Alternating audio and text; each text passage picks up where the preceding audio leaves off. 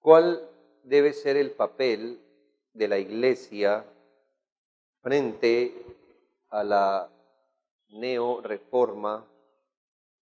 Pero también quisiera abordarlo desde una perspectiva más amplia. ¿Qué pasaría si mañana este movimiento se acaba? Pues seguiríamos teniendo exactamente las mismas demandas, porque como le afirmé, la palabra de Dios debe abrirse campo en terreno enemigo. No somos la primera iglesia que tiene que luchar con ideas y filosofías y doctrinas que atacan la verdad. De hecho, déjeme decirle esto, somos la última generación de la iglesia que está luchando con esto. No quiero decir la última escatológicamente, sino que somos los más nuevos, lo que le quiero decir, luchando. Somos la iglesia que está hoy aquí presente. Atrás de nosotros han habido generaciones de iglesias que han tenido que aprender a luchar para mantener sus doctrinas. Nosotros somos aquí los más novatos pisando esta tierra. Ya nos graduaremos cuando el Señor nos lleve y quedará una nueva generación para defender la verdad. Así que no importa el nombre o el problema o el ataque de dónde nos venga. Creo que la iglesia debe tener muy en claro cuál es su papel frente a los errores y de dónde, hermanos, vamos a sacar esta hoja de ruta para saber qué hacer hoy frente a la neorreforma, pero puede ser cualquier otra cosa. De la Biblia, hermanos, vamos a sacar la hoja de ruta. Una iglesia no puede, y de esto consiste, hermanos, no podemos pelear esta batalla a la luz de nuestro razonamiento. Esto no se va a resolver, hermanos, ejecutando una metodología humana. No es lo que más conveniente nosotros veamos que debemos hacer. No es ni siquiera lo más práctico que usted y yo veamos. La única manera de sobrevivir y mantenernos firmes es a través de lo que la palabra de Dios nos diga. De hecho, la iglesia siempre va a peregrinar donde el pensamiento humano reina. Por supuesto que debemos luchar y no somos ajenos a lo que pasa en este siglo. Y debes saber que en este siglo se nos están levantando algunos pesos que nos hacen a veces temblar la voz para defender la verdad. Y por supuesto, ha sido parte de la astucia del mundo ponernos un valor y enfatizar un valor, pero en detrimento de otro. Por ejemplo, hoy se nos habla de ser tolerantes con el pensamiento de los demás. Y por supuesto que la tolerancia, en cierta forma, sí tiene cabida. Nosotros no estamos aquí para maltratar a alguien o que si no cree lo mismo que nosotros merezca la muerte. Pero, hermanos, este valor de la tolerancia llevado a un nivel que no corresponde, a veces se levanta por encima de la verdad de la palabra de Dios. Es decir, debemos ser tan tolerantes que aceptemos el error. Y ahí es donde le digo que podemos tomar un principio que al comienzo es legítimo, pero le podemos dar un significado distinto. Hoy usted sabe que hoy día en este mundo el significado de tolerancia no es tolerancia igual respeto, sino tolerancia es igual a aceptación. Y entonces es donde debemos discernir, hermanos, que una cosa es respetar, ¿me hago entender? Respetar, pero otra cosa es aceptar o compartir lo que está ocurriendo. ¿Dónde hemos fallado? Bueno, en que debemos ser respetuosos, sí, pero también firmes. Esto es lo que debemos entender, hermanos. La palabra de Dios nos enseña, por supuesto, que cuando hablamos de la gloria de Dios y el bien de la iglesia, tenemos una hoja de ruta. Nosotros debemos no conformarnos a este siglo, sino transformarnos por medio de la renovación de nuestro entendimiento. ¿Qué debemos hacer frente al error cuando éste se presenta? ¿Cuál es el papel de la iglesia? Y cuando hablo de la iglesia, hermano, estoy pensando en el conjunto de miembros. A veces, hermanos, cuando digo, ¿cuál es el papel de la iglesia? Muchos pensamos es en los líderes e inmediatamente tapamos los oídos diciendo, ojalá el hermano Heriberto y el hermano Josué estén muy pendientes de lo que el pastor va a decir. No, hermanos, estoy hablando de la iglesia, de la iglesia. De hecho, cuando pactamos como miembros de una iglesia, sustancialmente, ¿qué estamos pactando? Ser defensores de la verdad en este lugar también. ¿Qué debemos hacer cuando frente a los distintos errores que amenazan la iglesia? Vamos a ver 3 acciones que debemos tener con respecto a, esta vez, la neorreforma, el neocalvinismo, pero puede ser cualquier error. Primero, la iglesia debe corregir el error. Pensar, hermano, que hay una iglesia que no tenga error es solo una fantasía. Nuestra propia confesión de fe, y no lo creemos porque lo diga la confesión de fe solamente, sino porque eso vemos en la palabra de Dios. Todas las iglesias estamos sujetas a algún grado de error mientras estemos peregrinando. Por supuesto que no estamos contemplando el error intencional, el error que decimos, yo sé que esto es erróneo, pero vamos a seguir haciendo lo mismo. No. Estamos hablando de los errores que cometemos, hermano. La iglesia está compuesta por pecadores. Y eso significa que vamos a tener algunas falencias, a veces en nuestra práctica, a veces en nuestro entendimiento. Pero si usted hiciera una imagen mental de que aquí, hermano, está la iglesia glorificada, esa iglesia sin mancha y sin arruga, y a este otro lado están lo que llamaríamos sinagogas de Satanás, es decir, ya iglesias que apostataron y se apartaron definitivamente de la fe. Debemos aceptar que todas las iglesias de Cristo están en algún punto intermedio entre la iglesia glorificada y las sinagogas de Satanás. Ahora, hermano, todas las iglesias estamos en algún lugar entre lo uno y lo otro. Pero no, lo que no podemos hacer es decir, nosotros estamos a un paso de ser una sinagoga de Satanás, pero así somos nosotros, así es la iglesia. Lo más importante es que todavía no somos sinagoga de Satanás. No, hermano, ¿qué deberíamos hacer? Tratar de abandonar ese estado peligroso e irnos corrigiendo, e irnos pareciendo más a la iglesia del Nuevo Testamento. Y para eso, hermanos, nosotros, dando por sentado que en la iglesia se van a presentar pecados y errores, ¿cuál es nuestro deber? El primer deber, hermanos, es corregir el error. De esto nos dieron ejemplo los escritores inspirados del Nuevo Testamento. Yo sé que tenemos dichos populares y decimos, queremos ser como la iglesia primitiva, la iglesia primitiva. Qué bueno que fuéramos como la iglesia primitiva.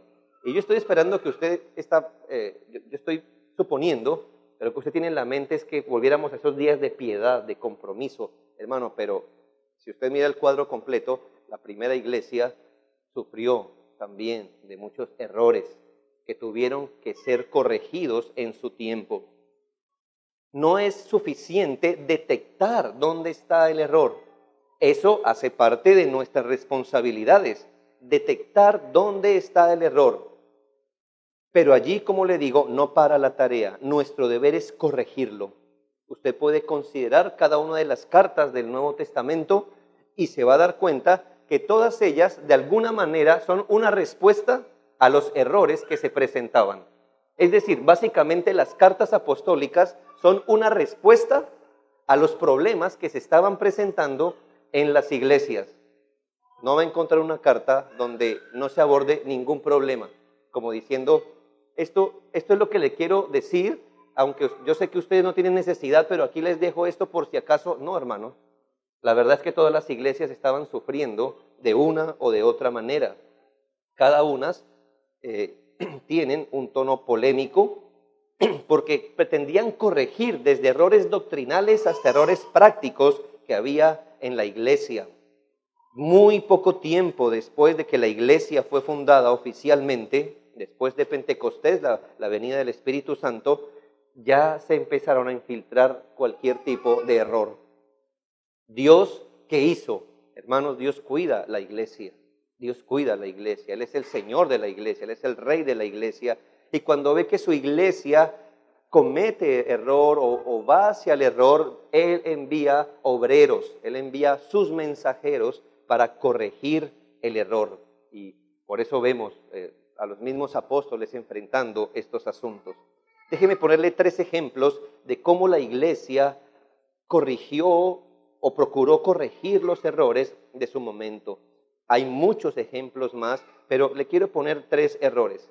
Si yo le preguntara a usted, cuando hablamos de los problemas en la iglesia, ¿qué iglesia se le viene a la mente? ¿Qué iglesia del Nuevo Testamento se le viene a la mente? Hay una famosa, ¿verdad? Corinto. Esa sí tenía todos los problemas, ¿no es así?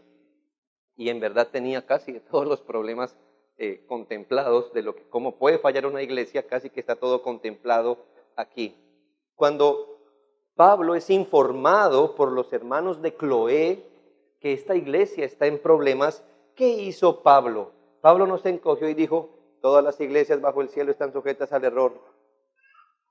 Unas han desembocado en ser sinagoga de Satanás. Esa es la realidad de la iglesia. ¿Qué más hacemos? La iglesia está compuesta de pecadores. ¿Qué más podemos hacer? No, hermanos. Cuando él fue informado de los errores de la iglesia en Corinto, ¿qué hizo, hermano? Escribió una carta para responder al error. Y debemos saber que es Dios, a través del apóstol Pablo, que estaba corrigiendo la iglesia que estaba en sus múltiples errores. Lo digo, hermanos, porque hoy puede ser muy tentador esgrimir este argumento. Pero, pastor, la iglesia siempre ha tenido estos problemas. La iglesia siempre se le ha intentado involucrar el error. Siempre ha tenido que lidiar con errores, con herejías, con prácticas malas. Bueno, yo me quedo mirando al que me está hablando y diciéndole, y sígame contando la historia. Sí. La iglesia ha sufrido de eso, pero ¿ahí dejó todo Dios? No. El Señor obró y envía a sus mensajeros para corregir los errores. Si usted hiciera un barrido generalizado de la primera carta de Pablo a los Corintios, vas a ver que desde el capítulo 1 hasta el 15, es decir, todos los capítulos, fue una carta para corregir errores, no solo para detectarlos, no para que la iglesia de Corinto dijera, tremendo, ¿no? Lo que nos está pasando. Gracias, Pablo, por decirnos en qué estamos errando. No, era para corregir los errores. Por ejemplo, de los capítulos 1 al 4, se quiso corregir el asunto de la división de la iglesia a causa del favoritismo hacia sus líderes. En el capítulo 5 se estaba corrigiendo un asunto de inmoralidad. En el capítulo 6 se corrigió la manera de arreglar los problemas entre hermanos. En el capítulo 7, cómo se deberían corregir los problemas matrimoniales. En el capítulo 8, el asunto de los hermanos que comían carne sacrificada a los ídolos sin pensar en la conciencia de los hermanos débiles.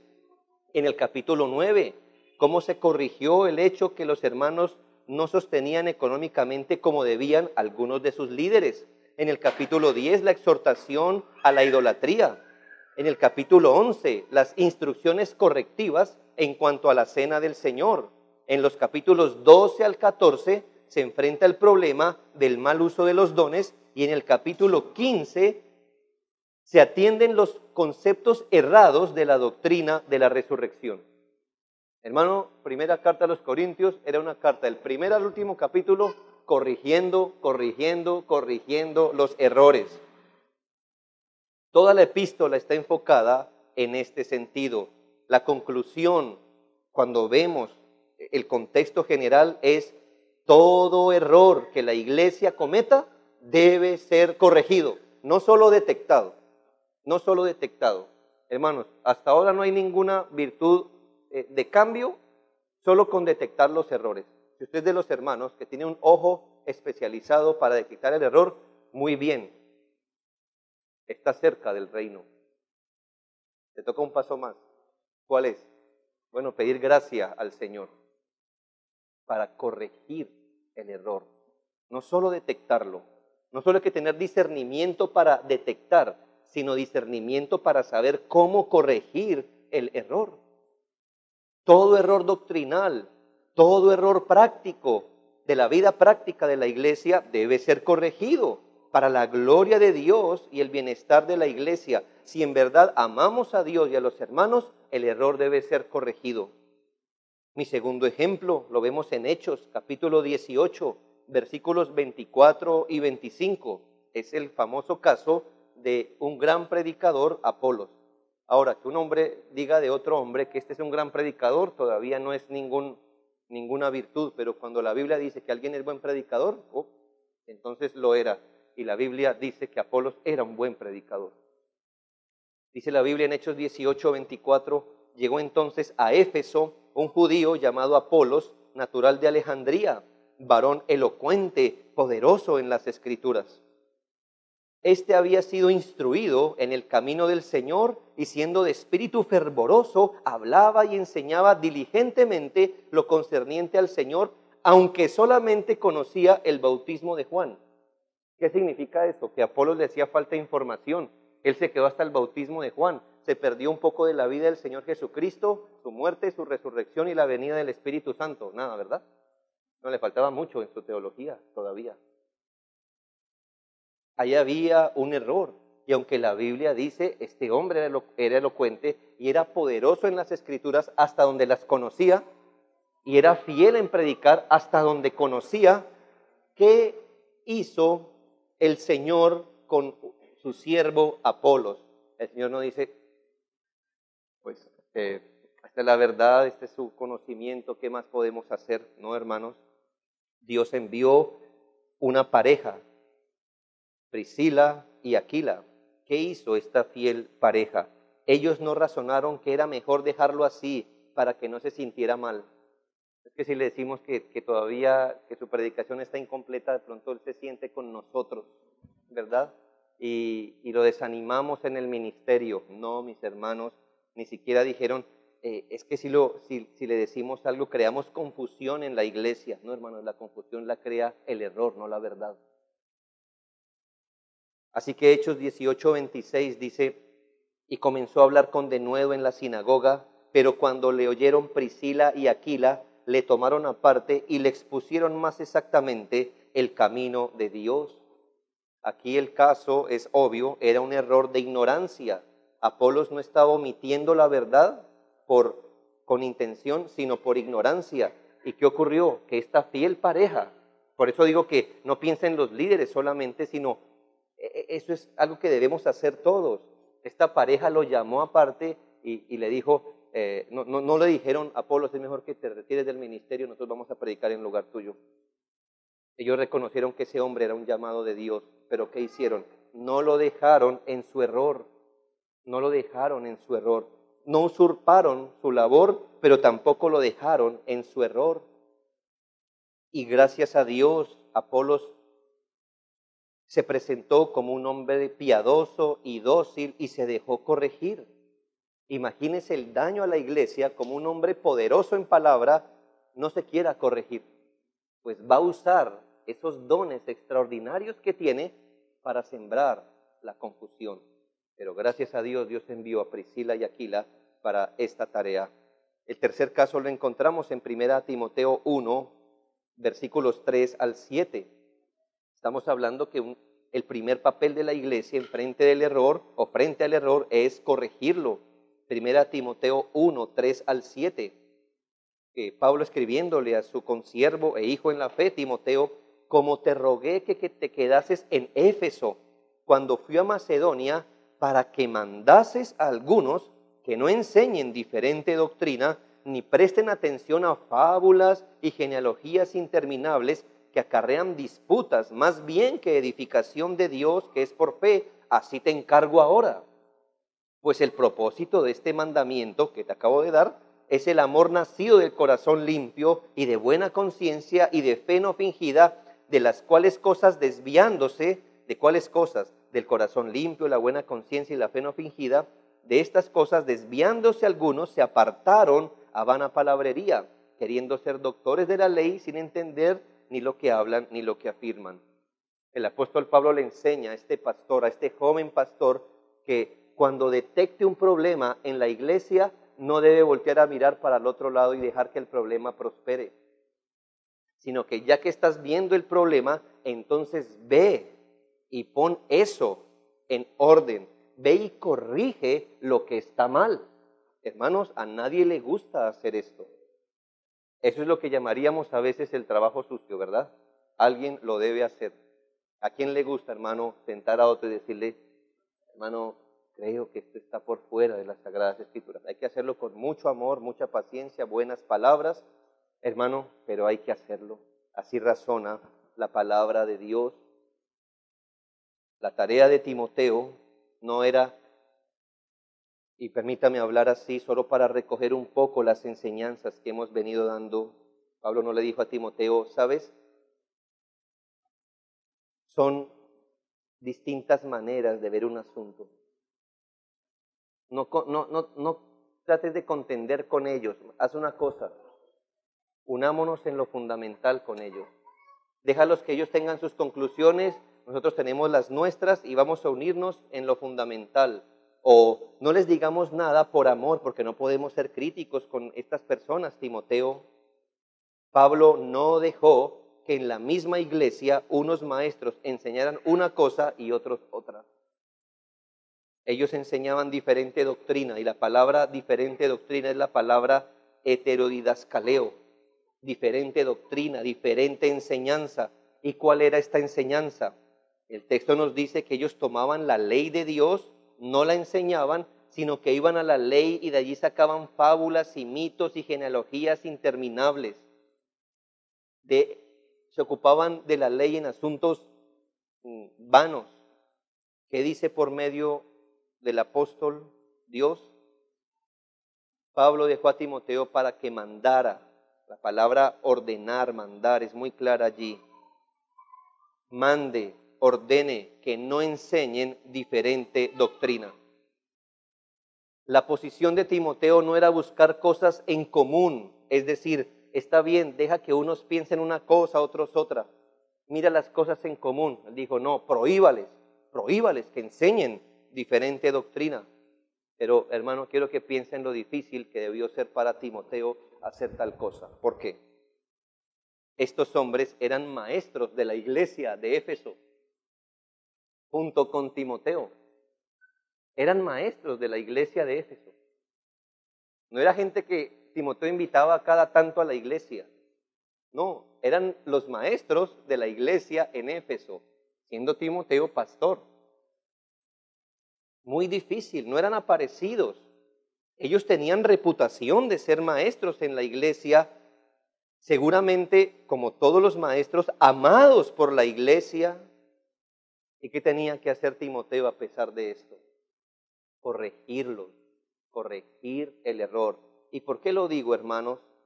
Porque a veces nos parece imposible la aplicación de estos textos. Nosotros mismos estamos viviendo una época así. Vemos a un hermano, lo amamos, pero está predicando o está viviendo cosas por fuera de la palabra de Dios.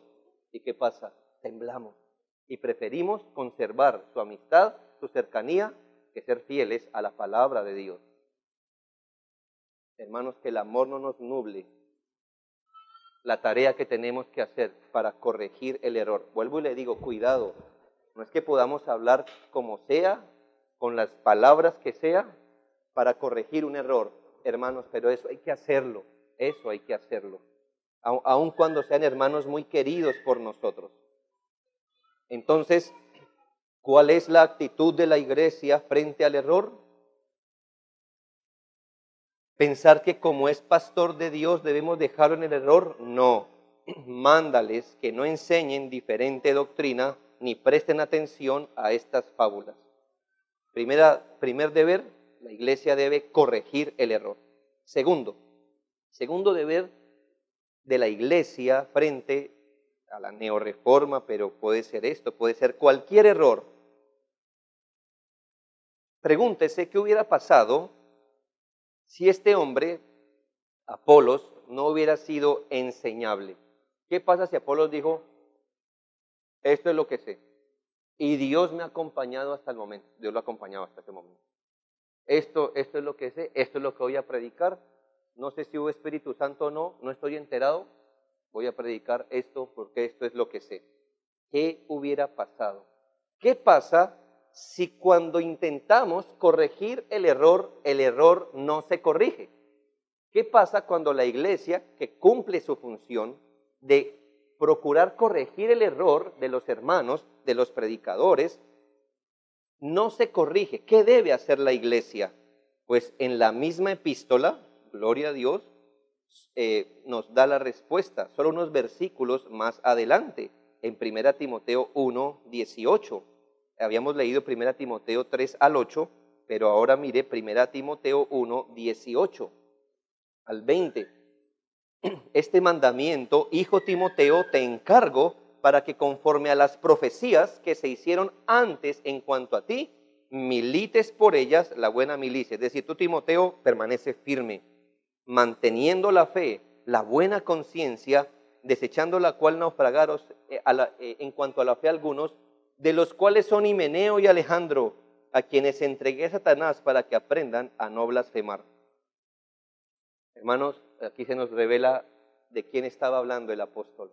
¿Cuáles eran aquellos que, pretendiendo enseñar la ley, la convertían en asuntos de mitos y fábulas interminables? Bueno, lamentablemente aquí hay dos nombres, Himeneo y Alejandro. Eran maestros, pero eran maestros errados. Eran parte de ese grupo de hombres que enseñaban diferente doctrina. Estos fueron disciplinados directamente por el apóstol para que aprendieran a no blasfemar. Pablo los expulsó a ambos de la iglesia para poner fin a su influencia y proteger al pueblo de Dios. La actitud de Pablo con ellos no fue liviana. Él no dijo, busquemos en ellos lo que tenemos en común, lleguemos a un acuerdo. No importa que tú seas ortodoxo y él liberal. No importa que tú seas confesional y él sea de la neortodoxia. Igual podemos pastorear, igual podemos dirigir la iglesia juntos. No, no permita eso. No permita eso. La actitud de Pablo no fue liviana. Es un concepto errado del amor, pretender que no digamos nada, amémonos, porque es más importante el amor que el conocimiento. No, hermanos, Dios al que ama, disciplina. La actitud de Pablo no fue juntémonos, sino separémonos del error. Cuando éste no quiere ser corregido, separémonos del error, apartémonos del error.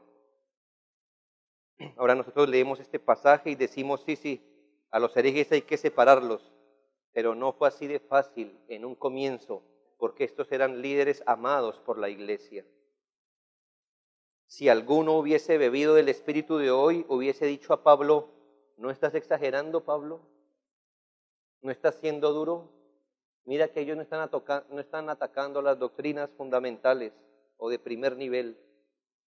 Cuidado, Pablo, no sea que siembres confusión en la iglesia. ¿Qué pensará la iglesia si ves que el hermano Alejandro, siendo un maestro, ya no vuelve a la iglesia? ¿No sembrarías confusión entre los hermanos?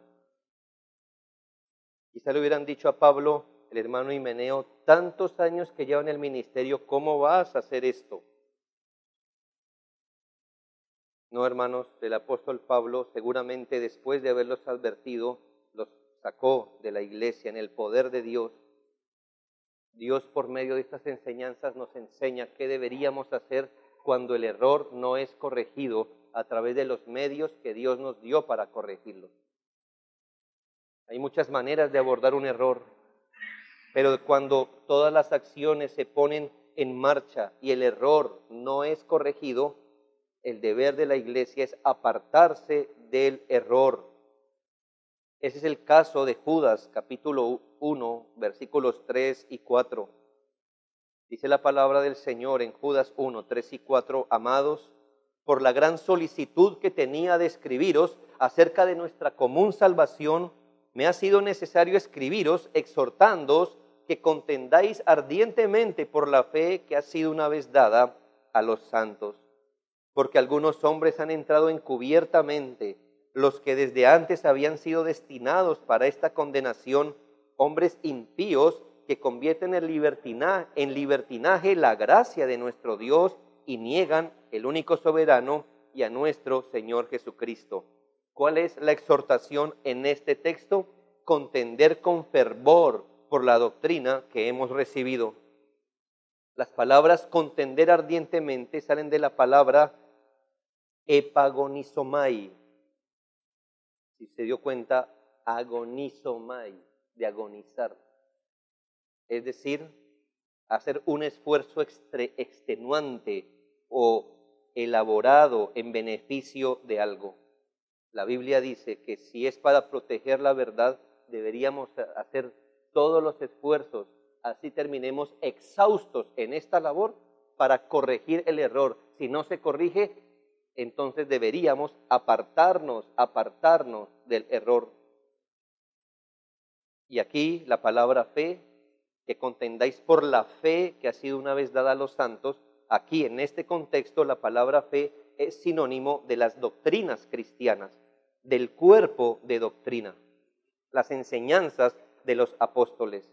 Lo que Judas inspirado está diciendo es: tengan una lucha fuerte, con mucho esfuerzo, contiendan por el cuerpo doctrinal, por las doctrinas que son parte de nuestras creencias.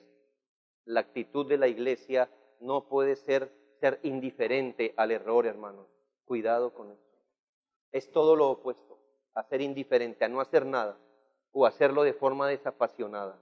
No, hermanos, nos toca ser fuertes para combatir el error. ¿No ve que el tesoro es la verdad? Y el error viene a quitarnos el tesoro. Ahora, llama mucho la atención que Judas no dice: os ruego que contendáis por las doctrinas fundamentales, sino por la fe. Porque para los apóstoles la fe es un cuerpo. No es algo que usted puede desmembrar. Es una sola cosa. Es un solo cuerpo. No hay cosas así como lo plantean hoy, como doctrinas esenciales y no esenciales.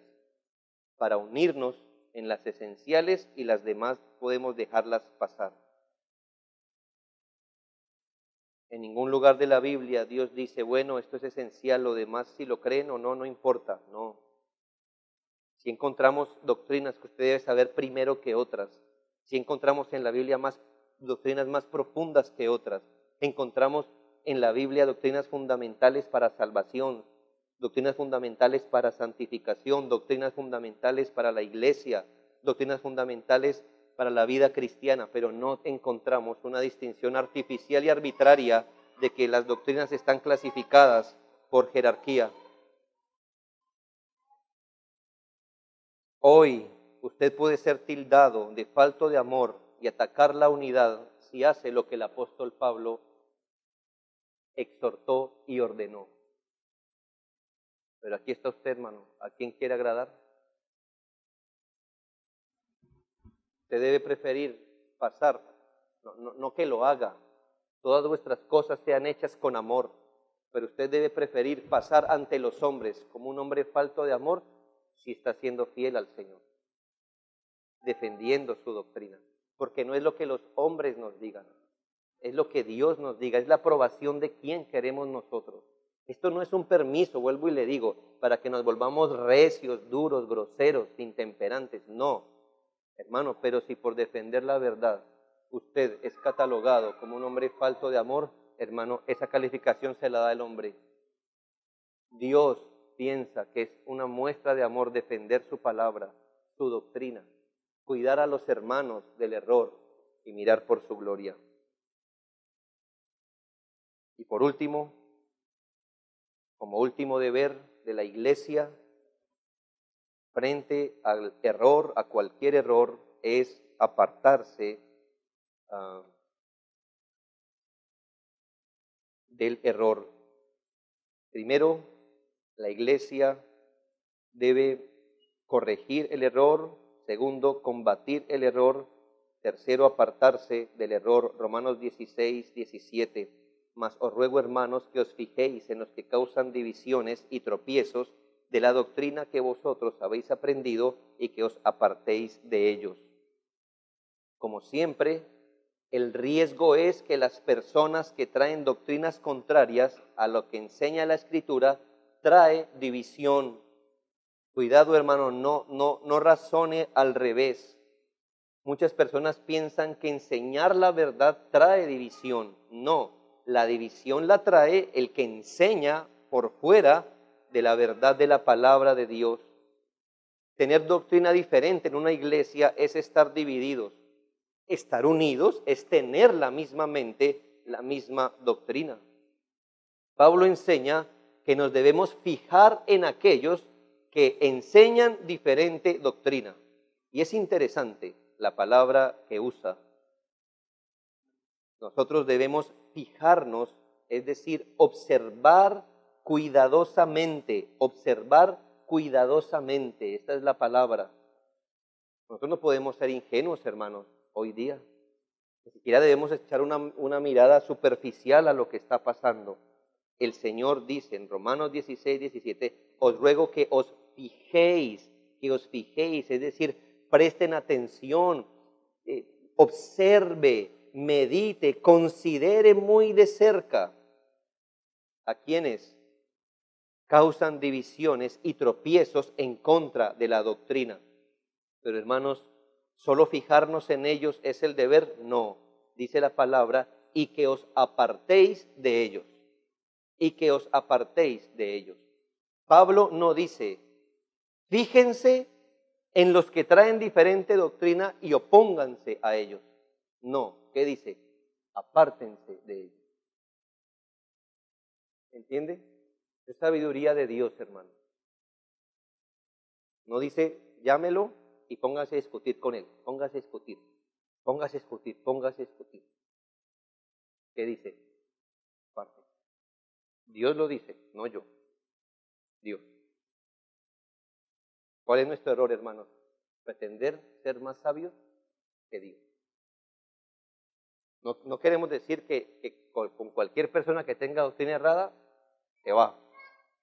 ¿Qué haríamos al comienzo? Tratar de corregirlo. Lo que hemos visto, corregir. Segundo, combatir, es decir, defender. Pero si esto no surte el efecto, ¿qué debemos hacer? Tener largas sesiones interminables, ¿no, hermanos? Debemos apartarnos de quienes dañan o confunden o causan divisiones en contra de la doctrina, que os apartéis.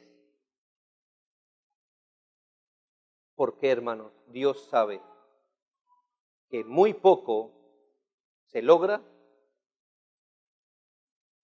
por otra vía. El apartarse de ellos y al apartarse del error es un llamado bíblico. Yo sé que hay algunos hermanos que les gusta el debate, que les gusta oír aquí, oír allá, prestar oídos, escuchar herejías, leer cosas que no debieran. Ellos argumentan que es necesario para aprender, para poder defender la fe, les es necesario aprender y exponerse al error. Una vez en una experiencia de pastorado que tuve, mi hermano me decía, yo estoy leyendo este libro de los predicadores carismáticos. ¿Qué hace eso, hermano? No es que para uno combatir tiene que saber. No tiene que saber nada.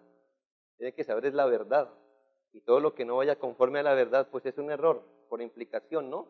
No, que yo necesito, no, hermano, debería estar estudiando los libros de la Escritura, o libros piadosos, o confesión de fe. No, yo tengo que escuchar eso. No, hermanos, Dios es más sabio y dijo que os apartéis. Detecta el error, apártese de él. ¿Será sabio exponerme al error y creer que saldré bien librado?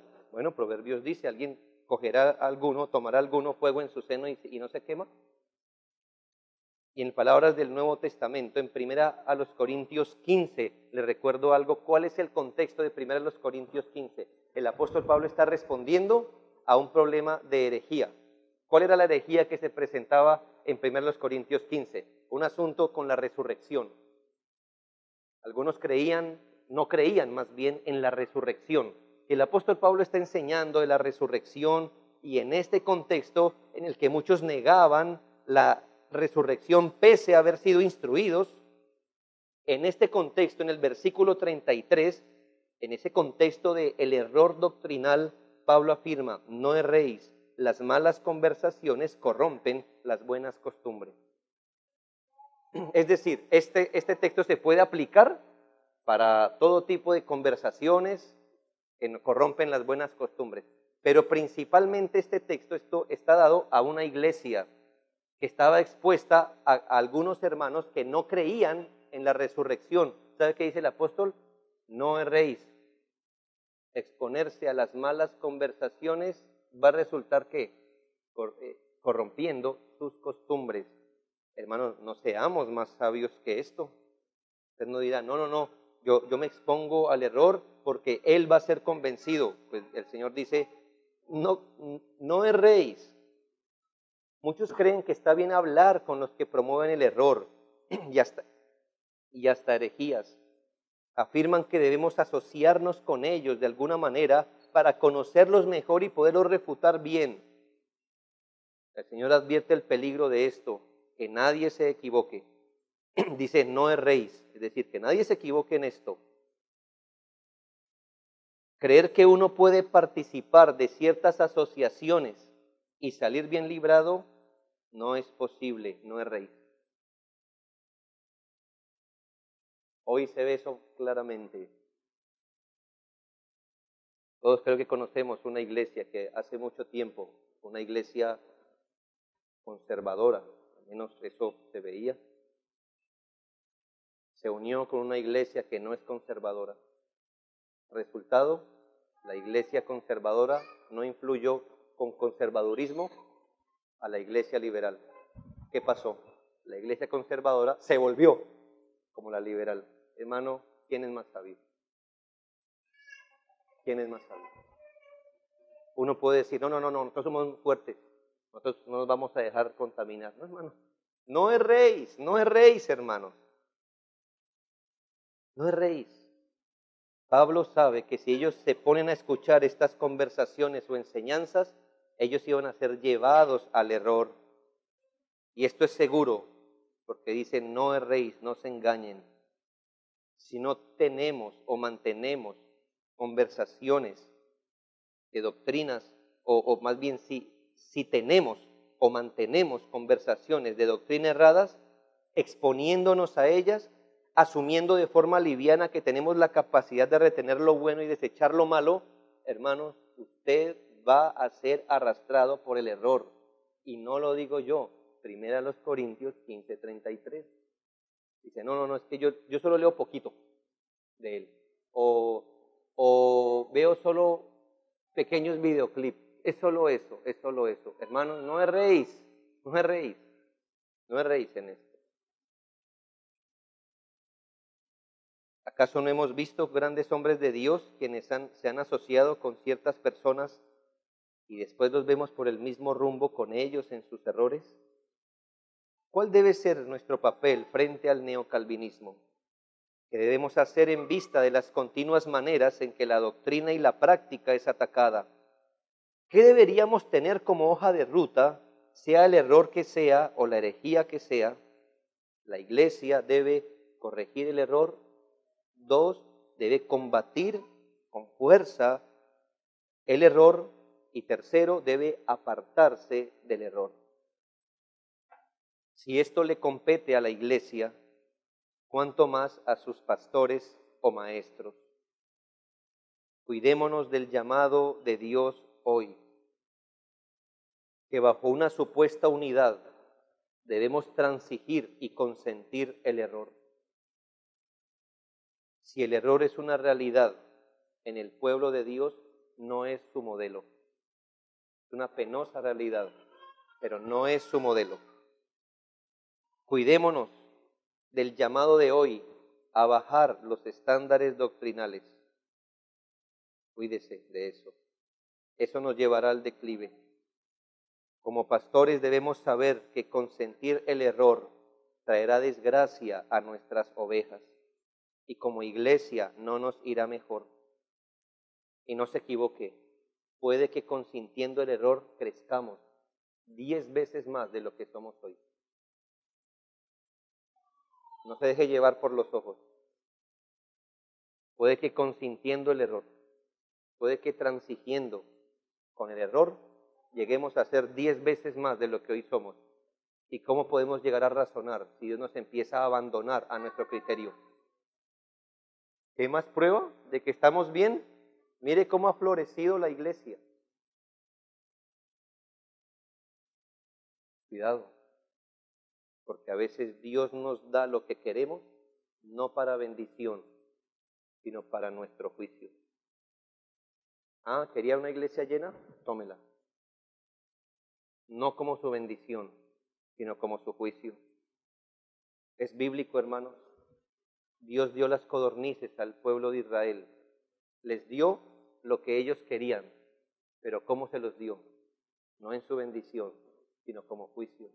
Dice la Biblia que tan pronto ellos tenían la carne en la boca, la ira de Dios se encendió. No es el número, hermano. Nosotros los pastores debemos tener amor por las ovejas, tanto amor que nos lleve hasta sacrificar nuestra reputación y a veces temporalmente el amor de nuestros hermanos por hacerle un mayor bien a ellos. Hermanos, pastorearles a ustedes no debe ser tarea fácil. Para ningún pastor es fácil pastorear, ¿sabe? Porque muchos de ustedes se van a poner bravos con el líder o el pastor cuando él les dice, hermano, estás en un error, apártate del error. ¿Sabe qué hacemos por naturaleza? Nos ponemos bravos con el mensajero. Pero usted va a comprobar que es un líder si sufre eso, si a pesar de eso usted dice la verdad. Ya su hermano lo va a dejar de querer por un tiempo, pero pasa como con los hijos. Ellos crecen y luego van a volver a usted diciéndole gracias por haberse puesto en contra de mi error. Si usted me hubiera dado la mano, me hubiera abrazado en mi error, yo estaría fuera de Cristo. Pero usted tuvo la valentía, el honor, el amor por mi alma, de sacrificar nuestra amistad por la verdad. Así se hacen verdaderas iglesias y verdaderos amigos. No es diciéndole, está errando, dejémoslo, que lo amo tanto que no quiero herirlo. Fieles son las heridas del que ama. Por amor a Dios y a su iglesia y aún a los perdidos, tengamos una actitud bíblica frente a las enseñanzas y prácticas de la Escritura y tengamos cuidado cuando estas doctrinas de error se camuflan de bíblicas. Hermanos, que el Señor nos ayude. No seamos livianos con el neocalvinismo. No seamos livianos con esto. Termino con esto. Muchas personas nos escriben diciendo, no están enfocando mal sus esfuerzos. Tenemos aquí sectas, el catolicismo, los testigos de Jehová, el mormonismo, tenemos el carismatismo. ¿Por qué no se enfocan más bien en advertir a la gente de esos errores y no pierden el tiempo atacando a los hermanos que tienen más cerca? Yo le voy a decir la respuesta y ojalá sea público.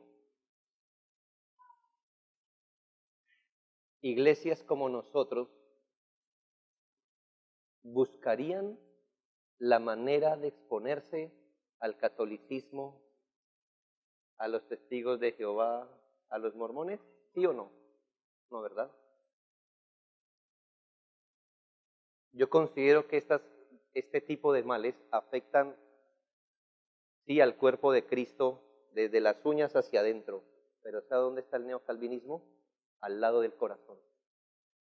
Es un problema al lado del corazón, porque nuestros oídos están dispuestos a escucharlos a ellos.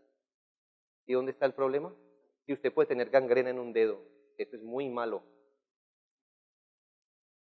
pero puede tener una arteria tapada en el corazón. ¿Y sabe? Yo no quiero ninguna de las dos cosas para usted, pero una de ellas está más cerca al corazón. Y nosotros los reformados tenemos al neocalvinismo más cerca del corazón. Es decir, le pongo un ejemplo. ¿Le pondría atención a usted lo que dice Cash Luna? Le diría, no, precisamente gracias a Dios de eso salí. Pero es muy fácil ir a la coalición por el Evangelio a leer. Tenga cuidado. Tenga cuidado. Tenga cuidado con eso. Eso está más cerca al corazón. Y el error a veces no se detecta, o no en el tiempo que debería. Y cuando se detecta a veces ya es grave, ya es grave. Que el Señor tenga mucha misericordia de su iglesia, de esta iglesia, de la iglesia que yo pastoreo, de las iglesias hermanas y de otras iglesias. Que el Señor traiga su luz y su misericordia sobre nuestra nación. Que haga resplandecer su rostro, que una verdadera reforma venga a nuestras iglesias y que nosotros podamos vivir como quienes conocemos la verdadera doctrina de nuestro Señor y Salvador Jesucristo. Oremos.